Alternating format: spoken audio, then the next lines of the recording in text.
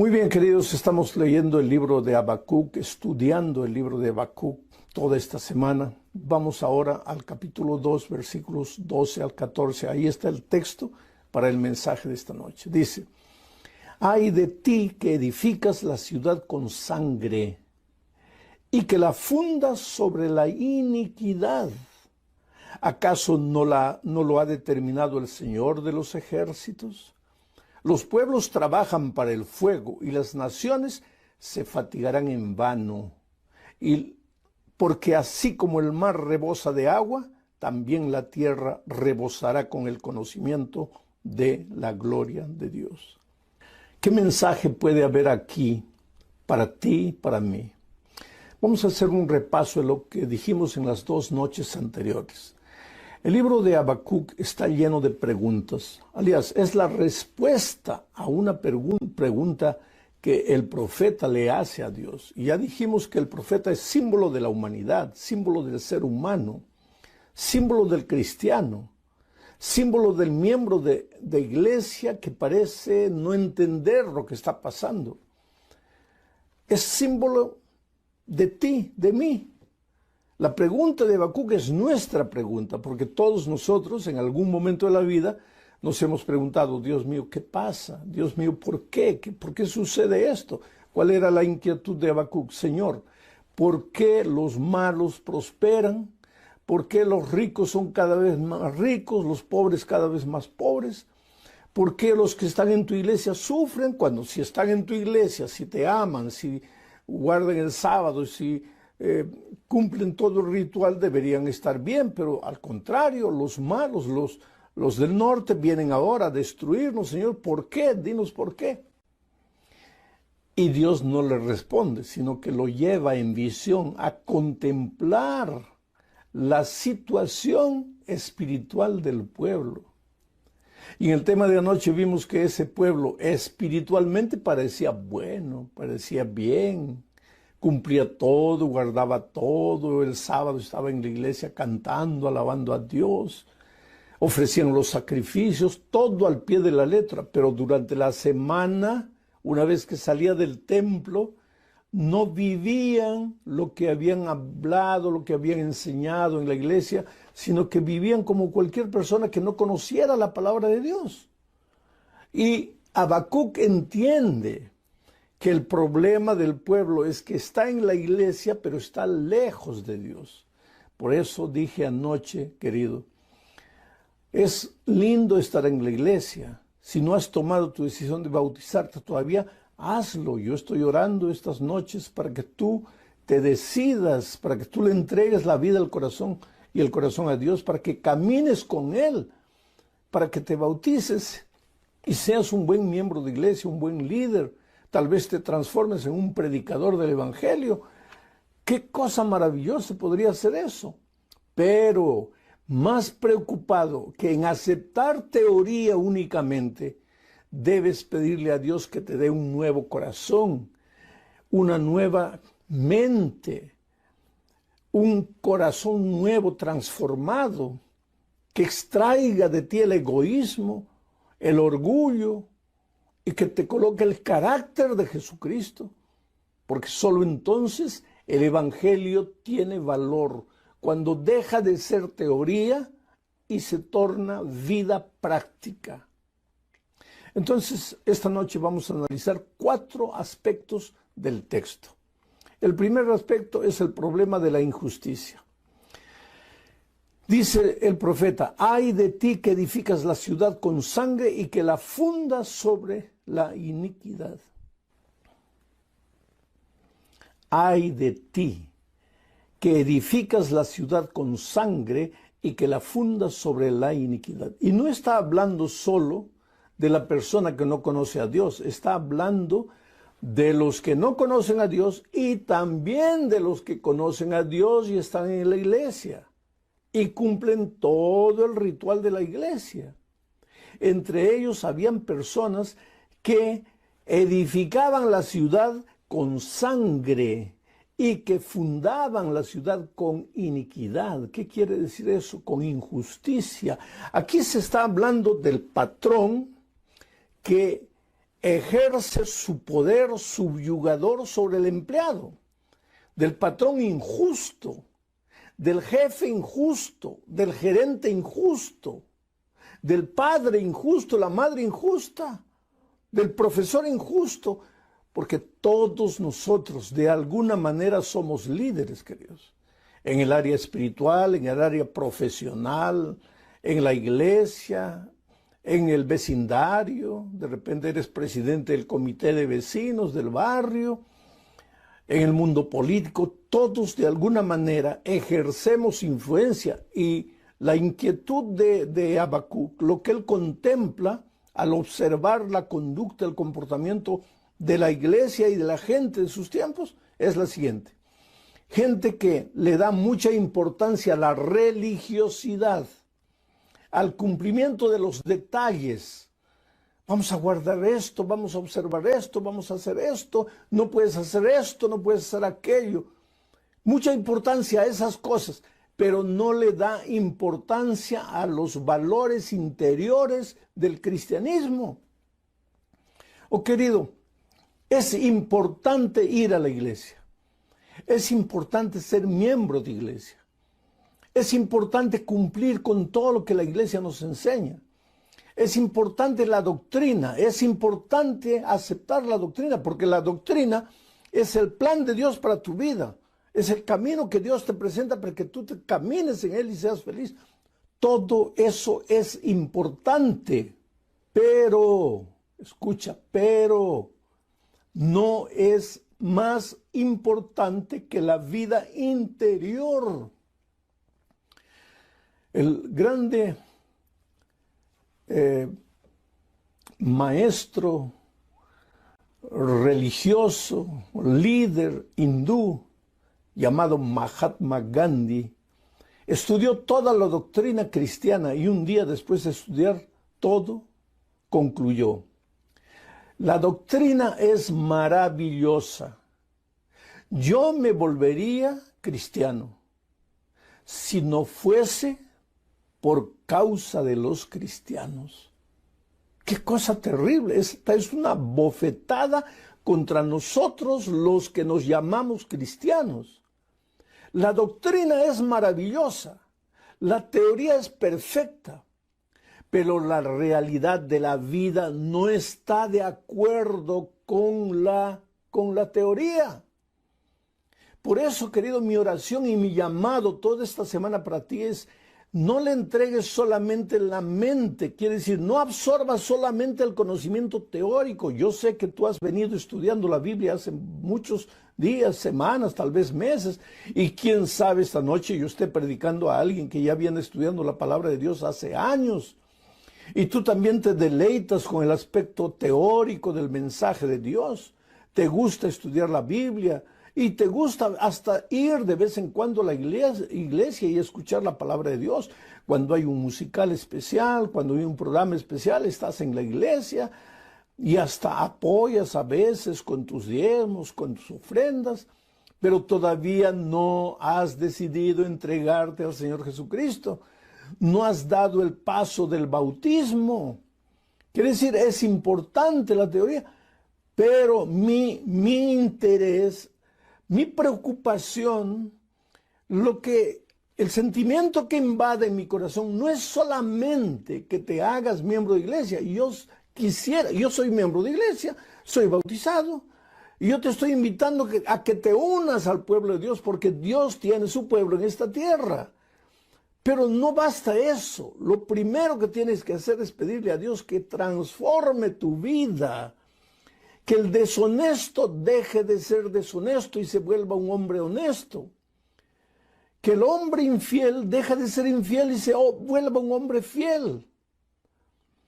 Que la mujer chismosa deje de ser chismosa y se vuelva una cristiana sincera. No solamente que cantes bonito, que te emociones, que te deleites en la palabra de Dios, sino que la palabra de Dios eche raíces en tu vida y produzca frutos. La mayor predicación del Evangelio al mundo es el reflejo de la gloria de Dios. ¿Y qué es la gloria de Dios? Su carácter. No tiene mucho poder la predicación solamente de la boca, cuando no está acompañada de una vida transformada por Dios. Por eso, antes de pedirle a Dios, Señor, ayúdame a obedecer, ayúdame a cumplir, ayúdame a guardar, nuestra primera oración debería ser, Señor, transforma mi corazón, porque no quiero llevar a la iglesia solamente mi cuerpo. El día de mi bautismo no quiero solo hundir mi cuerpo en el agua, yo quiero llevar mi corazón, mis sentimientos, mis emociones, mis pensamientos. Señor, purifica lo que hay aquí dentro de mi cabeza, purifica lo que hay en mi corazón, hazme un hombre, hazme una mujer sincera. Ese debería ser el clamor de todo aquel que entiende la palabra de Dios y quiere caminar con Jesucristo. Pero en el pueblo de Dios de aquellos días, en los días de Habacuc, no había justicia, quiere decir, en la iglesia había justicia. En la iglesia todos cumplían, todos seguían, todos guardaban. Pero cuando salían afuera, el patrón abusaba del empleado, el esposo abusaba de la esposa, el líder del vecindario abusaba del vecino. Quiere decir, no vivían el evangelio, solamente lo conocían teóricamente. Ahora, queridos, ¿cómo podemos ser hombres justos en medio de un mundo injusto? Ahí tenemos que recordar que la justicia no es un concepto. La justicia no es un conglomerado de ideas. ¿Cómo ser un hombre justo en medio de un mundo injusto? Ahí tenemos que recordar que la justicia no es un conjunto de ideas, no es un conglomerado de teorías. La justicia es una persona, la persona maravillosa de Jesucristo. Y si tú quieres ser un hombre justo, un ciudadano justo, un cristiano justo, si tú no quieres limitarte a vivir el cristianismo en la iglesia, pero quieres vivir la justicia, la vida justa todos los días de tu vida, durante la semana, fuera de la iglesia, en tu casa, en el lugar donde trabajas, en la escuela donde estudias, si quieres ser un hombre justo, entonces tienes que convivir con la persona justicia que es Jesucristo. Tienes que entregarle la vida a Jesucristo. Es por eso que noche a noche yo te digo, hijo, ven, entrégate, ríndete, porque tú solo no vas a poder. Tú solo puedes intentar, puedes querer, pero no vas a lograr. ¿Sabes por qué? Porque un día nosotros nos separamos de Dios y al separarnos de Dios nuestro carácter se deformó. Ahora, con ese carácter deformado recibimos la palabra de Dios, recibimos la teoría del Evangelio. Y el Evangelio entra en la mente, entra en la cabeza, pero no entra en el corazón, no transforma la vida. Entonces tú te puedes bautizar, pero sigues siendo el hombre que no ha sido transformado, lleno de teoría bonita, lleno de un evangelio maravilloso para ser predicado, pero no logras vivir. ¿Por qué? Porque estás lejos de Dios. Pero si me bauticé, sí, te bautizaste, pero no le entregaste el corazón a Dios. Le entregaste solo tu cuerpo. Y aunque yo te suplico, querido, si no te has bautizado todavía, decídete y entrégate al Señor Jesús. Mi interés es entrégale la vida y el corazón a Jesús. Dile que tú no puedes, que has luchado, que has intentado, pero que no puedes. Deja que Dios haga por ti lo que tú no puedes hacer. ¿Cuántas veces he encontrado gente que estudia la palabra de Dios, quiere bautizarse, pero dice, pastor, yo quisiera bautizarme, pero es que todavía no he dejado la bebida, todavía no he dejado el cigarro, y para ir a la iglesia, para bautizarme, tengo que vencer esto? Claro que tienes que vencer, pero tú solo no lo vas a hacer, no lo vas a hacer.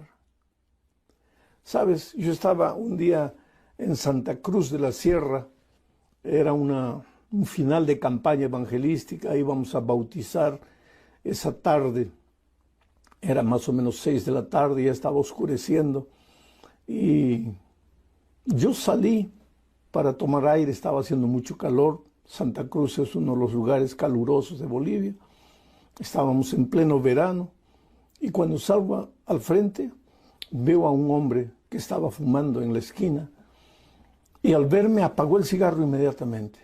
y corrió hacia mí. Y me dice, ay, pastor, qué vergüenza,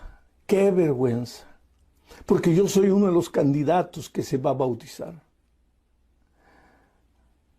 Lo miré y él estaba así, avergonzado, apenado, dicen en algunos países, triste. Se sentía derrotado, fracasado, no solo porque el vicio lo dominaba, sino porque yo lo había descubierto en flagrante. Pero entonces lo abracé y le dije, mira, no te preocupes. Pero pastor, le prometo que esta es la última vez. Yo salía a fumar este último cigarro porque yo quiero bautizarme, pero ahora que usted me ha descubierto, yo no sé si debo bautizarme o no. Le digo, mira, no me prometas a mí. Tú no tienes nada que prometerme a mí. Tú dile en tu corazón, Señor, hasta aquí. He luchado solo, he vivido solo, y aunque la doctrina me agrada, y aunque estoy de acuerdo con la doctrina, y aunque he aceptado la doctrina y quiero bautizarme, mi lucha, pastor, es con el cigarro. Dile a Dios, Señor, haz maravillas en mi vida. Saca de mí este deseo, porque yo no puedo. Yo te puedo prometer 1000 veces, pero no lo voy a cumplir. Entonces, dale a Dios la oportunidad de vencer. Pero pastor, ¿debo bautizarme? Si tú depones tus propias armas, si tú renuncias a tus propios esfuerzos, si tú le entregas el corazón a Dios y crees y confías en Dios, ve adelante y bautízate, si has tomado la decisión. Y me dice, ¿podría hacer una oración por mí? Y oré. Y ese hombre se bautizó. Años después, me invitaron, yo estaba en Santa Cruz de nuevo, me invitaron a una cena. Habían varios líderes y de repente uno de ellos se acerca y me dice, pastor, ¿usted se acuerda de mí? Le digo, no sé, tal vez nos hayamos visto por ahí, no me acuerdo. Me dice, pastor, una vez yo me iba a bautizar, estaba fumando afuera, usted salió y me descubrió, ¿se acuerda? Y claro que me acordé instantáneamente. Y oí, ahora soy anciano de iglesia, pastor. Y desde aquel día nunca más fumé. Y hoy día no me explico cómo durante casi 30 años yo fui un esclavo del cigarro. Pero hoy entiendo que siempre que quise vencer, vencí, luché solo. Entonces, mi querido amigo, yo te digo una cosa. No importa si tú estás atrapado en la bebida, atrapado en cualquier vicio, atrapado en cualquier tentación de este mundo que te va tragando como arena movediza, entrégale al Señor Jesús tu vida. Si estás atrapado del egoísmo, si estás atrapado de ese formalismo, de esa vida doble, que en la iglesia eres uno y durante la semana practicas injusticias hasta con las personas que tú amas, pero tú no quieres ser así, entrégale el corazón a Jesús y dile que te transforme. Ahora entro en la segunda parte del texto, porque el texto dice, ay de ti que edificas la ciudad con sangre y que la fundas sobre la iniquidad, hablando del hombre, miembro de iglesia injusto. Pero sigue diciendo, ¿acaso no lo ha determinado el Señor de los ejércitos? Aquí está hablando de que Dios siempre está en el control del universo, de las vidas. ¿Acaso no lo ha determinado el Señor de los ejércitos? Oh querido, Dios es soberano. Aquí abajo en la tierra los hombres podemos hacer lo que querramos. Los seres humanos podemos vivir como querramos, pero Dios no ha perdido el control de las cosas. No es porque tú vas a encontrar el caso de uno u otro que no vive el evangelio dentro de la iglesia, que Dios no está en el control de la iglesia. Dios está en el control de las vidas, está en el control del universo, está en el control de las iglesias, de las familias, de dos maneras. Primero, Él inspirando. Y cuando el hijo es sincero, se deja inspirar por Dios y camina en sus caminos. Pero cuando el hijo es duro de corazón, rebelde, Dios permite que el hombre haga lo que quiere, que viva lo que quiera, como quiera. Pero no es porque Dios no pueda intervenir en esa vida, sino porque Dios permite. Por eso digo que Dios dirige la vida de dos maneras. O Él te inspira, o Él te obedece, o Él te permite. Si te inspira y le obedeces, gloria a Dios. Pero si eres rebelde y no quieres obedecer, Él te permite. Pero tú te vas encaminando a tu propia destrucción. No es porque Dios no intervenga poderosamente en tu vida que Dios no pueda intervenir. Cuando Dios nos creó con libertad, oh querido. Dios te dio libertad. En el momento que naciste, Dios te creó libre. Libre para decir sí y libre para decir no. Libre para aceptar su palabra, dejarte guiar por sus consejos, pero también libre, si tú quieres, para caminar en tus propios caminos y hacer tu propia voluntad. Pero te digo una cosa, tan cierto como en este momento yo estoy hablando y tú me estás oyendo, tan cierto como eso, un día tú y yo vamos a tener que darle cuentas a Dios de la libertad que Él nos dio. Entonces no es porque en este mundo no sientes la mano pesada de Dios en tu vida que Dios no existe. Yo siempre cuento la experiencia de cuando yo trabajaba con jóvenes. Me llamaron en una ocasión para hablar con un grupo de adolescentes que estaba arrancando hojas de la Biblia para fumar ahí marihuana. Dicen que el mejor tipo de papel para envolver marihuana es el papel tipo Biblia. Y ese papel no se encuentra fácilmente en las librerías. Entonces para estos muchachos era más fácil comprar una Biblia, arrancar las hojas y fumar ahí. Y fui a hablar con ese grupo de jóvenes. Y el líder de ellos, un muchacho tal vez de, ¿qué? 15 años, no más que eso. Yo le digo, pero hijo, ustedes no pueden hacer eso con la palabra de Dios. Y él me mira todo desafiante y dice, ¿palabra de quién? Palabra de Dios. Y él me dice, ¿qué Dios?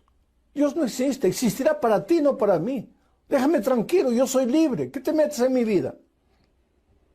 Realmente yo no tengo que meterme en la vida de nadie. Y para él no hay Dios. Y él dice, ¿palabra de quién? Palabra de Dios. Pero si Dios no existe.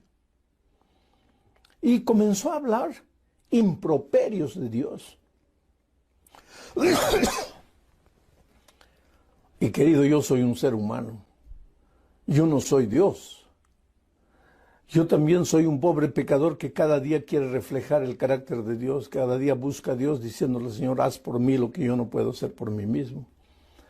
Y yo como ser humano a veces también pierdo la paciencia, cosa que Dios no hace. Dios nunca pierde la paciencia, porque Él es manso y humilde de corazón.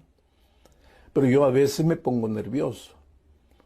Y especialmente cuando alguien habla mal de la iglesia, a pesar de las debilidades que puede haber en la iglesia, cuando habla mal de los líderes, cuando habla mal de la palabra de Dios, o cuando habla mal de Dios, me deja nervioso. Y él me dice, yo te voy a dar la oportunidad de probarme que Dios existe. Le digo, ¿cómo? Si Dios existe, yo le doy medio minuto, 30 segundos para que me quite la vida. En esos tiempos eran tiempos de reloj, hoy día ya nadie usa reloj porque todo el mundo tiene el celular en la mano. Y él comenzó a contar el tiempo en su celular. 1, 2, 3, 4, 5, 20, 25, 30. Y me miró socarronamente y me dijo, ¿palabra de quién? Y sabes, en mi corazón, yo levanté los ojos al cielo y dije, oh, Dios mío, está bien. No lo mates, pero por lo menos dale un golpe, tíralo al suelo, revuélcalo. ¿Cómo puedes permitir que un mozalbete de 15 años te desafíe y no haces nada? Pero Dios es Dios. Dios nunca pierde la paciencia. Es por eso que tú vives una vida torcida, tal vez, si no conoces la palabra de Dios. Es por eso que tú tal vez me estás escuchando por la emisora Radio Nuevo Tiempo, Nuevo Amanecer, y estás ahí en un bar riéndote de lo que estoy predicando. Pero como están transmitiendo el mensaje a través de los parlantes del barrio, de la ciudad, estás escuchando. Tú puedes reírte. Tú puedes decir que todo esto que estoy hablando es mentira. Y tú puedes decir que Dios no existe porque no interviene poderosamente en la vida. Pero querido, mañana, cuando tu carro caiga al abismo y sientas que la muerte te llega, mañana cuando el COVID se apodere de tu cuerpo y sientes que la vida se te va, mañana cuando tus negocios se van a la desgracia y acaba todo y pierdes todo, en ese momento quiero que hagas la pregunta si Dios existe o no existe. Hasta el más ateo en ese momento levanta los ojos a Dios y clama a Dios y dice: Dios mío, ¿dónde estás? Ayúdame, Señor, bendíceme.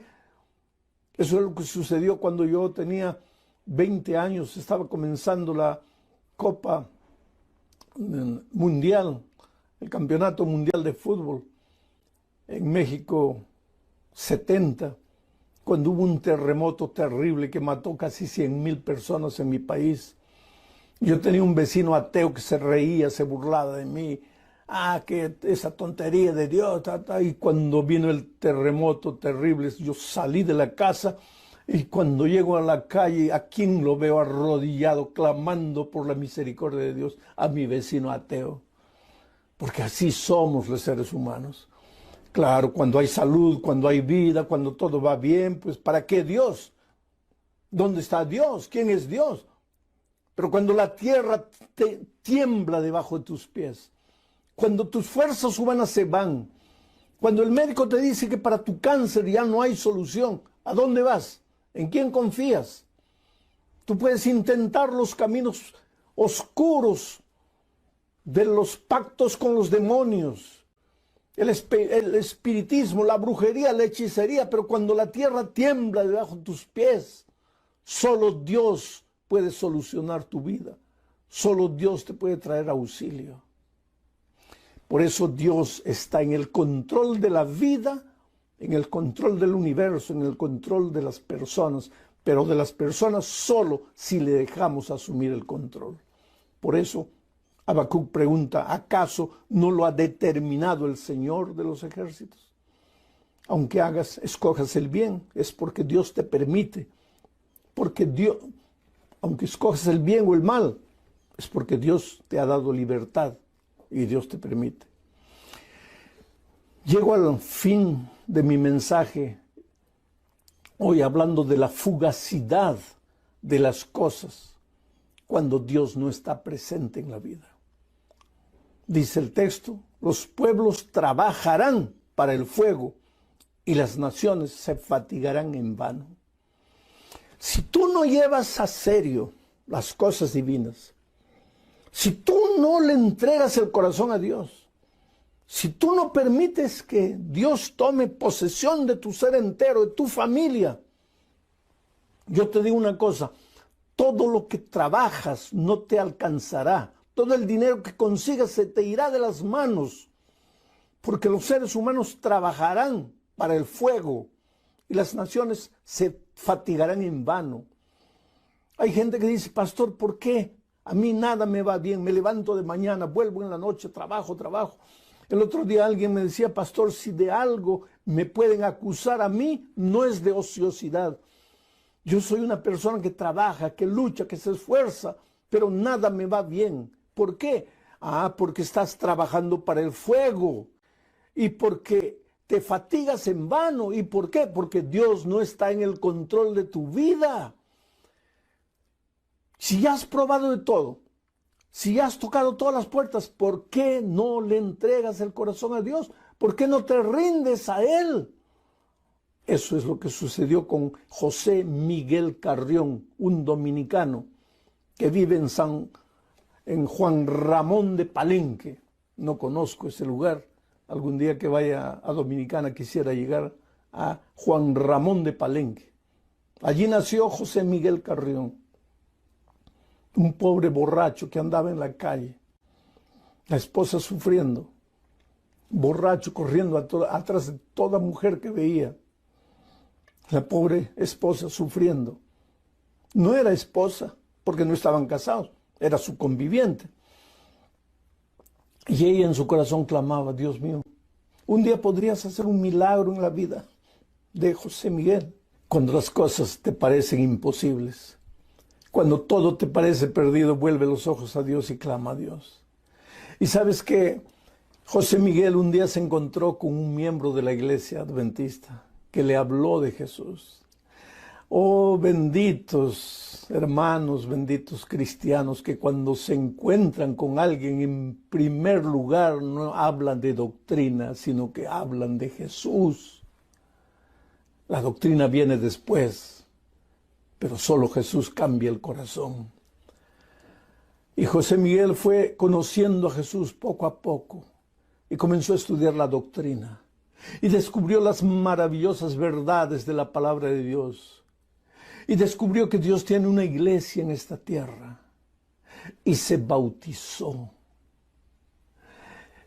Pero antes de bautizarse tuvo que casarse. Antes de casarse tuvo que decirle a la esposa que estaba estudiando la palabra de Dios. Pero la esposa vio que él estaba dejando